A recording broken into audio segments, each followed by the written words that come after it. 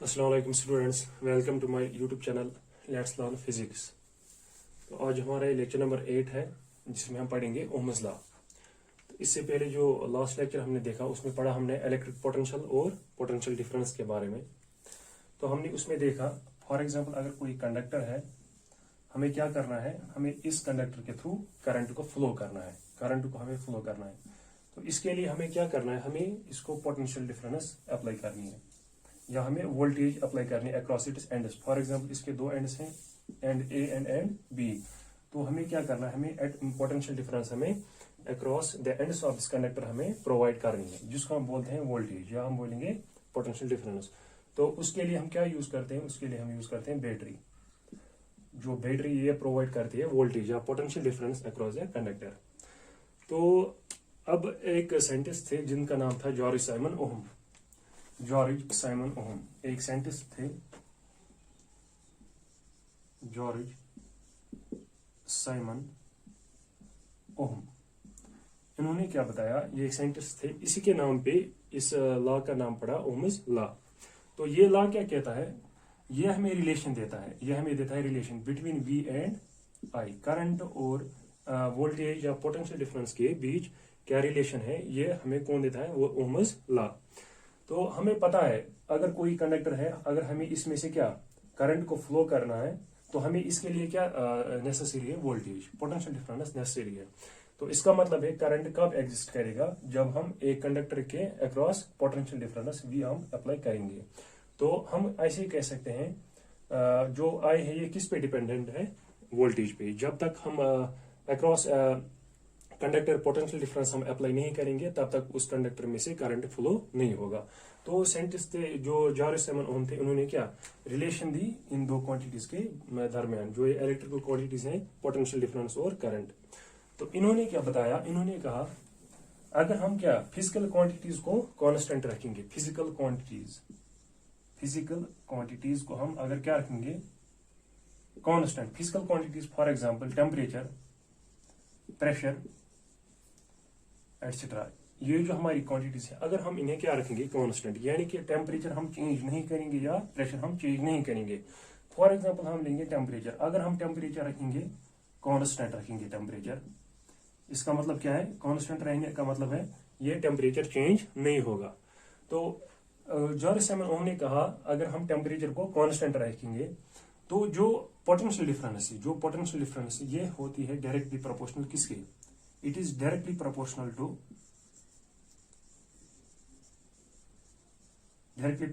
Current.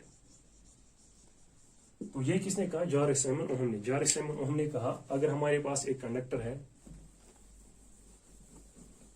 अगर हमारे पास एक कंडक्टर, फॉर एग्जांपल ये हमारे पास एक कंडक्टर ए बी।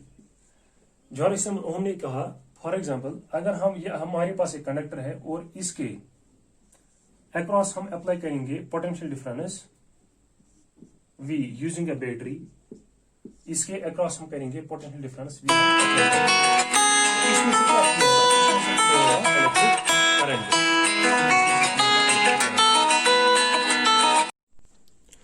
तो जॉर्ज साइमन ओहम ने क्या कहा, जॉर्ज साइमन ओहम ने कहा फॉर एग्जांपल अगर हमारे पास एक कंडक्टर है AB और इसके अक्रॉस अगर हम क्या देंगे इसको पोटेंशियल डिफरेंस V, तो उसके लिए क्या हमें चाहिए, बैटरी।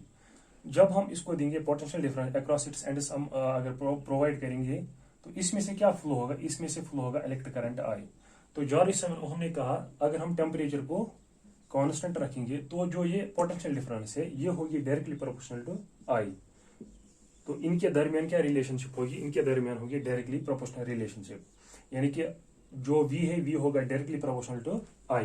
तो इसका मतलब क्या है, V directly proportional to I, इसका मतलब ये है फॉर एग्जांपल अगर करंट वोल्टेज है, अगर हम वोल्टेज को इंक्रीज करेंगे तो हमारा करंट जो है वो भी इंक्रीज हो जाएगा, और अगर हम वोल्टेज को डिक्रीज करेंगे तो हमारा जो ये करंट है ये भी डिक्रीज होगा। यानी कि मकसद ये है कि अगर हम चेंज लाएंगे किस में, V में, उसी हिसाब से किस में चेंज आएगी, करंट में।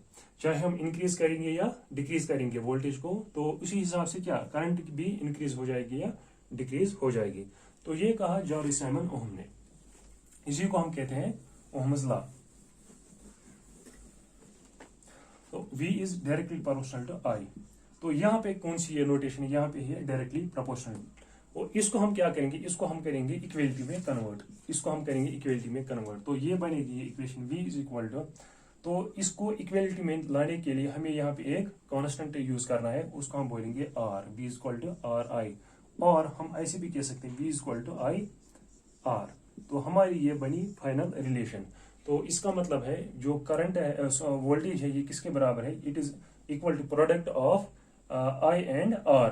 जो ये R है, जो कांस्टेंट ऑफ प्रोपोर्शनलिटी है R, इसको हम बोलते हैं resistance. R is resistance, R is resistance of conductor, जिसके थ्रू क्या हो रहा है, करंट फ्लो हो रहा है, उसको बोलते हैं, इस जो R है रेजिस्टेंस ऑफ कंडक्टर। तो हमको क्या पता थी, V is directly proportional to I।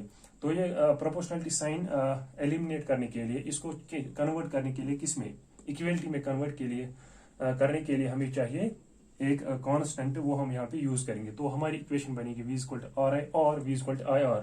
जो ये R है, ये कांस्टेंट ऑफ प्रोपोर्शनलिटी कांस्टेंट है, इसको बोलते हैं रेजिस्टेंस ऑफ कंडक्टर। तो जो अगर हम देखेंगे, आपको पता होगी, फॉर एग्जांपल अगर हमारे पास ये ग्राफ है, ये यहाँ से x एक्सिस है और यहाँ से ये y एक्सिस है, और अगर ग्राफ ऐसा है, स्ट्रेट लाइन है, ये है स्ट्रेट लाइन। जो स्ट्रेट लाइन की इक्वेशन है, स्ट्रेट लाइन की इक्वेशन क्या होती है, y is equal to mx plus C, y is equal to mx plus C. जो ये c है, c को हम बोलते हैं इंटरसेप्ट। y है, जो y है, ये क्या है, ये है y कोऑर्डिनेट, या हम बोलेंगे वर्टिकल एक्सिस, और x जो है, ये है हॉरिजॉन्टल x एक्सिस। m को बोलते हैं हम स्लोप, m इज स्लोप। ये आपको आगे 11th क्लास में पढ़ना है, स्लोप क्या होता है, अभी आप बस याद रखिए। और c जो है, c को बोलते हैं हम इंटरसेप्ट। तो अगर हम ये c हम इसमें से एलिमिनेट करेंगे, c क्या होता है, आप देखिए c क्या होता है, इंटरसेप्ट क्या होता है। फॉर एग्जाम्पल ये ग्राफ स्टार्ट होता है यहाँ से तक, जो यहाँ से यहाँ ओरिजिन तक जो डिस्टेंस है, यहाँ से यहाँ तक जो डिस्टेंस है, इसको बोलते हैं हम c इंटरसेप्ट। लेकिन जो हमारा ग्राफ है, अगर हमारा ग्राफ होगा कहाँ, ऐसे ओरिजिन से स्टार्ट होगा, तो यहाँ पे किसके बराबर है c, यहाँ पे c बराबर 0। तो यहाँ पे क्या आएगा, c के बदले हम सब्स्टिट्यूट करेंगे 0। तो ये इक्वेशन बनेगी y is equal to mx। तो अगर हम ये इसके साथ क्या करेंगे, कंपेयर करेंगे, तो ये और ये सेम है। y किसके बराबर है, y है बराबर v के, और m है बराबर किसके, r के बराबर, और x है बराबर i के बराबर। तो अगर हम क्या इस v इक्वल टू IR का ग्राफ हम प्लॉट करेंगे, तो इसका ग्राफ आएगा ऐसे, यहां से हम करेंगे प्लॉट v, और यहां से हम प्लॉट करेंगे I। तो इसका जो ग्राफ आएगा, वो आएगा straight line passing through the origin. तो ये है ग्राफ किसका, ओम्स लॉ का ग्राफ ही है। यहाँ से हम x एक्सिस में हम प्लॉट करेंगे I यानी कि करंट, और x एक्सिस के थ्रू हम करेंगे, अलोंग करेंगे हम प्लॉट वोल्टेज, और जो इसका ग्राफ आएगा वो आएगा straight line passing along the origin. जो ये स्ट्रेट लाइन है, इसका स्लोप जो है, इसका स्लोप होगा R इज द स्लोप, जिसको हम बोलेंगे रेजिस्टेंस। जो स्लोप होता है एक स्ट्रेट लाइन का, वो हमेशा रहता है, इसका स्लोप रहता है कांस्टेंट। तो इसका स्लोप रहता है कांस्टेंट। तो अगर फॉर एग्जांपल ये कंडक्टर है, ये हमारे पास कंडक्टर है, जिसके अक्रॉस हमने पोटेंशियल डिफरेंस हमने अप्लाई की, जिसके अक्रॉस हमने की पोटेंशियल डिफरेंस अप्लाई, तो इस कंडक्टर की जो रेजिस्टेंस है, वो क्या रहेगी, वो रहेगी कांस्टेंट, वो चेंज नहीं होगी। तब तक चेंज नहीं होगी जब तक हम टेम्परेचर को कांस्टेंट रखेंगे। जब तक हम टेम्परेचर को कांस्टेंट रखेंगे, तब तक रेजिस्टेंस भी कांस्टेंट रखेंगे। अगर हम टेम्परेचर को चेंज करेंगे, तो रेजिस्टेंस चेंज हो जाएगी, और फिर क्या होगा, ये जो ओम्स लॉ है, ये एप्लीकेबल नहीं रहेगा। तो ओम्स लॉ जो है, ये सिर्फ एप्लीकेबल है कब, जब हम टेम्परेचर या कोई और फिजिकल क्वांटिटी हम रखेंगे कांस्टेंट। तो इसका जो ग्राफ है, वो है स्ट्रेट लाइन, यहाँ से v और यहाँ से I, इसका ग्राफ है। तो ये है R, तो इसका ग्राफ जो है वो है straight line passing through the origin. अब हम देखते हैं R का वैल्यू हम निकालते हैं। अब हमें पता है v is equal to IR। तो यहाँ से हम निकाल सकते हैं क्या, R का वैल्यू निकाल सकते हैं, I का भी वैल्यू निकाल सकते हैं, v का भी वैल्यू निकाल सकते हैं।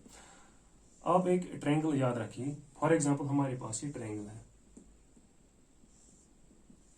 इसके 3 कंपार्टमेंट्स है। यहाँ पे लिखेंगे हम v, यहाँ पे I और यहाँ पे R। अब अगर हमें तीनों में से किसी की भी रिलेशन निकालनी होगी, फॉर एग्जाम्पल मैं निकालूंगा किसकी रिलेशन v किसके बराबर होगा, v होगा तब इन दोनों के दरमियान होगा multiplication, v is equal to I into R, v is equal to I into R. अब अगर मुझे क्या निकालनी होगी, करंट, करंट किसके बराबर होगी, करंट होगी बराबर v divided by R, v divided by R, v divided by R, I will be equal to v divided by R. या हम यहाँ से भी निकाल सकते हैं, r यहाँ शिफ्ट हो जाएगा, यह हो जाएगा यहाँ पे डिवाइड। या अगर हम r का वैल्यू निकालेंगे, r का वैल्यू किसके बराबर होगा, r will be equal to v divided by i, v divided by i, r will be equal to v divided by i। तो ये तीन रिलेशंस आपको याद रखनी है। पहली रिलेशन है v is equal to I R, दूसरे i अगर हम निकालेंगे यहाँ से तो r जो है, r हो जाएगा यहाँ पे इस साइड से शिफ्ट और आएगा डिवाइड में, i is equal to v by r, और r निकलेगा बराबर r will be equal to v by i। तो ये तीन रिलेशंस आपको याद रखनी है।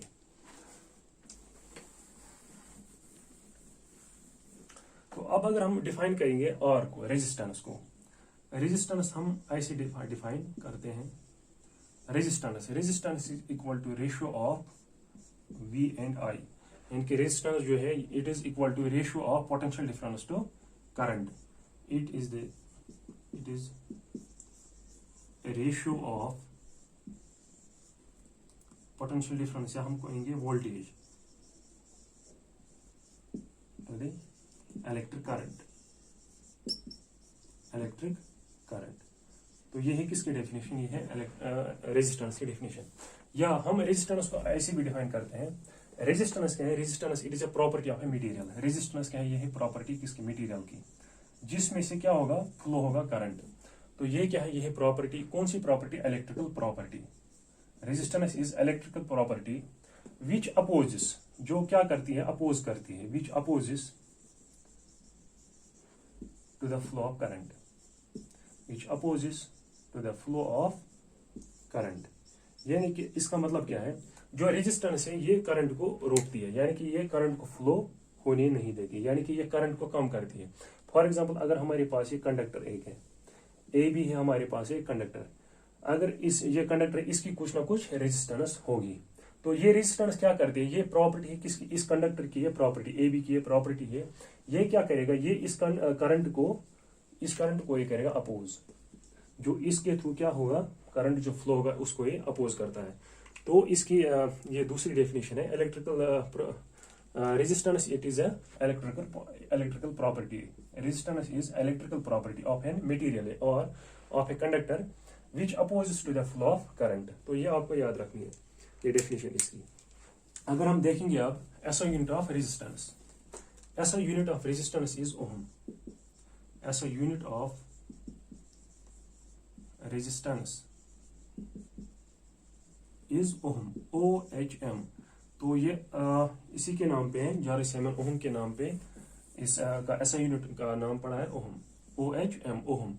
ओहम का सिंबल जो है वो है ऐसे, ओहम का सिंबल है ऐसे, ठीक है।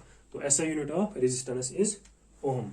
और जो अगर हमें फॉर एग्जांपल कोई रेजिस्टेंस चाहिए, रेजिस्टेंस के लिए हम यूज करते हैं क्या, रेजिस्टर हम यूज करेंगे। तो ये हम इंशाल्लाह आगे नेक्स्ट लेक्चर में पढ़ेंगे। फिलहाल आप इतना ही रखिए, याद रखिए, जो इलेक्ट्रिकल रेजिस्टेंस है ये क्या है, ये इलेक्ट्रिकल प्रॉपर्टी है which oppose to the flow of current, और इसका SI यूनिट है, SI unit of resistance is ohm, और इसका सिंबल है वो है ये, it is the symbol for resistance. तो आज के लेक्चर में इतना ही, होप आपको समझ आया होगा। Thank you very much.